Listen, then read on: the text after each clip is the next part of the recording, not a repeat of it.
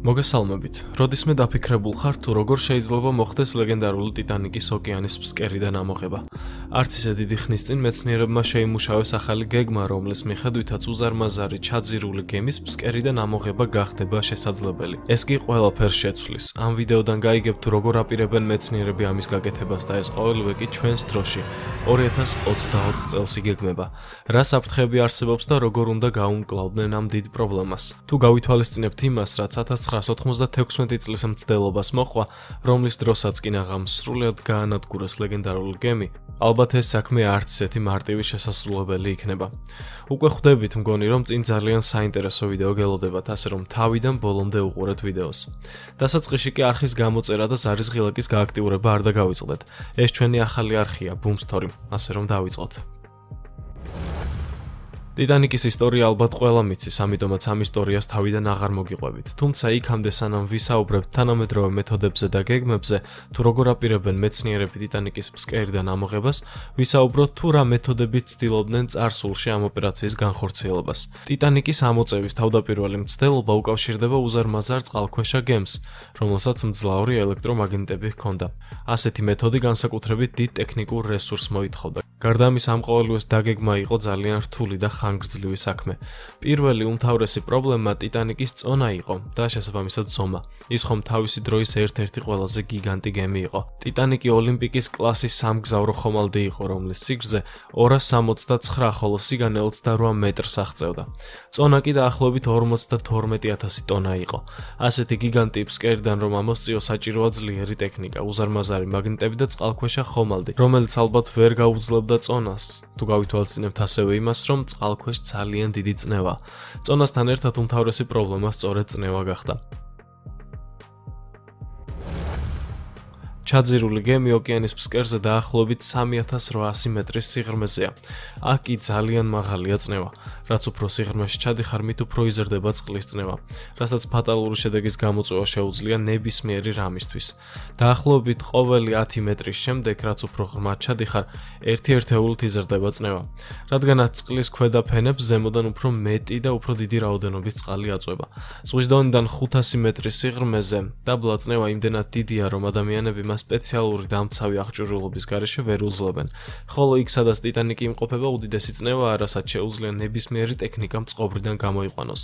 თუ კი ის არ არის სპეციალურად შექმნილი სიღრმისთვის. და მიუხედავად იმისა, რომ სპეციალურად ასეთი პირობებისთვის ქმნიან ზოგიერთ ტექნიკას, ვერც ისინი ვერ უძლებენ ასეთ წნევას. ამის იდეალური მაგალითია ტრაგედია, რომელიც ცოტა ხნის წინ მოხდა. 2023 წლის ივნისში მომხდარი ტრაგედია, რომლის დროსაც დაკარგული წყალქვეშა ნავის 5 მგზავრი დაიღუპა.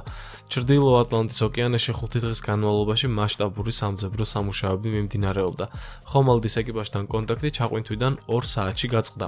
5დღიანი ძებნის შემდეგ ატლანტის ოკეანის ფსკერზე ჩაძირულ ტიტანიკთან ახლოს კანადური ხომალდის უპილოტო წყალქვეშა აპარატმა გაუჩინარებული წყალქვეშა ნავის ფრაგმენტები აღმოაჩინა.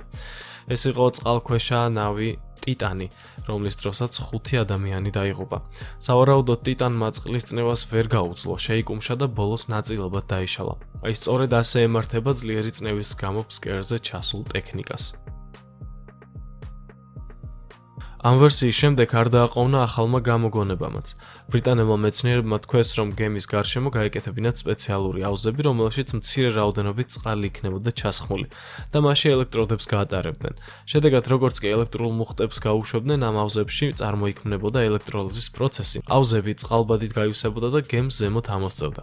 მაგრამ ეს მეთოდი სერიოზულ საფრთხეს შეიცავდა, რადგან შესაძლებელი იყო სერიოზული ელექტრომუხტებით დაზიანება, ან უფრო უარესი, შესდომის შემთხვევაში წყალბადი აფეთქდებოდა და გემს სრულად გაანადგურებდა. მოგვიანებით კალიფორნიის უნივერსიტეტში მეცნიერებმა თქვეს, რომ შესაძლებელი იყო აზოტის გამოყენება და ტიტანი ერთ დიდ აისბერგად ექციათ. შედეგად ყინულ ზედაპირზე ამოტივტივდებოდა. მაგრამ ამ მეთოდის განხორციელების დროსაც დიდი საფრთხე არსებობდა, რომ მთლიანი გემი უბრალოდ დაიმსხვრეოდა გაყინვის გამო. ამიტომაც საბოლოოდ ეს ვერსიაც არასათანადო აღმოჩნდა. გარდა ამისა, გაჟღერდა კიდევ უამრავი ვერსია, რაც საბოლოოდ წარუმატებელი გამოდგებოდა. ასეთი იყო გემის ცვილი დაფარვა ან უამრავი ტენისის ბურთის მიმაგრება და კიდევ 1000 სისულელე. ყველა ვერსია საბოლოოდ მიზანს მაინც ვერ მიაღწევდა, რადგან გემი შუა პროცესში დაზიანდებოდა. შესაძლოა საერთოდ განადგურებულიყო კიდეც. 1996 წლის მცდელობა ყველაზე წარმატებული გამოდგა. ამ სანახაობას 2000-მდე ადამიანი აკვირდებოდა, მათ სპეციალურად იყიდეს ბილეთები, რომ უზარმაზარი გემის ამოწევის პროცესისთვის ედევნებინათ თვალი. ამ ყველაფერს კი ისინი სხვა გემიდან უყურებდნენ. ყველაფრის ორგანიზება ერთმა კომერციულმა კომპანიამ მოაწყო. ტიტანიკს ჩაუბეს უამრავი ფოლადის თოკი და სპეციალური დიზელის ძრავებით დაიწყეს მისი ამოწევა, მაგრამ შუაგზაში თოკები გაწყდა და ტიტანიკი ისევ ჩაეშვა ფსკერზე. ამ მცდელობისას გემი საკმაოდ დაზიანდა. მეცნიერების თქმით, უახლოეს 20 წელიწადში ის უბრალოდ სრულად დაიშლება და შეუძლებელი გახდება მისი ამოღება. ჩვენს დროში კი ამოწევის პროცესში მას უამრავი დეტალი მოტყდება. გასულ წელს აქტიურად ჩაერთო ამერიკის შეერთებული შტატები ამ საქმეში. კომპანიები ცდილობდნენ შეემუშავებინათ გეგმა, რომ როგორღაც ამოეწიათ ზემოთ უზარმაზარი ხომალდი. ერთ-ერთი ამ პროექტის ნაწილი სწორედ წყალქვეშა გემით მისი დათვალიერება იყო. სწორედ ამის გამო დაიწყო ზემოხსენებული მოგზაურობა, რომლის დროსაც 5 ადამიანი ფსკერზე გარდაიცვალა. წყალქვეშა გემი ტიტანი ისე სწრაფად აფეთქდა და დახოცა ეკიპაჟის წევრები, რომ მათ ვერც მოასწრეს გააზრება იმის, რომ რამეს ტკიოდათ ან შესაძლოა, რომ ეტკინებოდათ.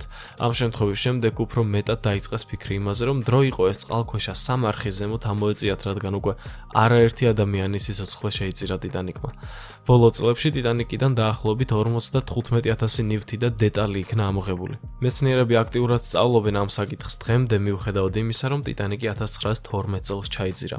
ზემოთ ვისაუბრეთ მეთოდებზე, თუ როგორ ცდილობდნენ წარსულში ტიტანიკის ამოწევას ოკეანის ფსკერიდან. თუმცა, ყველა ვერსია თუ მცდელობა უშედეგო აღმოჩნდა, რადგან ყოველივე მათგანი დააზიანებდა გემს. მაგრამ თანამედროვე ტექნოლოგიების მეშვეობით მეცნიერები მივიდნენ დასკვნამდე, რომ შესაძლებელი გახდება გემი დაუზიანებლად ამოიღონ ფსკერიდან.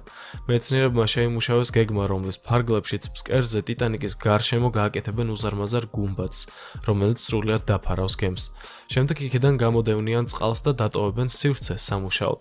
მოხდება ლითონის კონსტრუქციის გაკეთება, რაც გაამაგრებს მთლიან კორპუსს და საბოლოოდ სპეციალური ძრავებით ამოსწევენ ტიტანიკს. ეს გეგმა მეცნიერების აზრით ყველაზე ლოგიკურია და თავისი შანსებიც აქვს, მაგრამ სამწუხაროდ ამ გეგმასაც აქვს წუნი. მთავარი პრობლემა აქ ხარჯია. გამოთვლების თანახმად დაახლოებით 100 მილიონი დოლარია საჭირო, მხოლოდ გუმბათის შესაქმნელად. და საბოლოოდ ეს გეგმა ან გაამართლებს ან არა და ეს ხარჯი უბრალოდ ჰაერში იქნება გადახდილი. ამ ყოველივეს განხორციელება იგეგმება უკვე 2024-ში. ამბობენ, რომ 2024-25 წლებში დაიწყება სამუშაოები და მოსამზადებელი პერიოდი. საქმე კი წესით 2028 წლამდე უნდა დასრულდეს. რადგანაც 2035 წლის შემდეგ გემი ისედაც განადგურდება თავისით, რადგან კოროზიის გამო იქ უკვე ნახევრად აღარ არსებობს დეტალები. ასეთი ახალი გეგმა. ვნახოთ თუ რა მოხდება შემდგომში. საინტერესოა, შეძლებენ თუ არა მეცნიერები გემის ზედაპირზე ამოყვანას. ყველაფერს კი რა თქმა უნდა დრო გვიჩვენებს. მთლიანობაში კი ჩვენი ვიდეო ასე მიწურა. გმადლობთ, რომ თავიდან ბოლომდე უყურეთ ვიდეოს. გამოიწერეთ არხი, გააქტიუროთ ზარისხილაკი და მოიწონეთ აუცილებლად ეს ვიდეო. მე შემდეგ ვიდეომდე გემშვიდობებით. დროებით.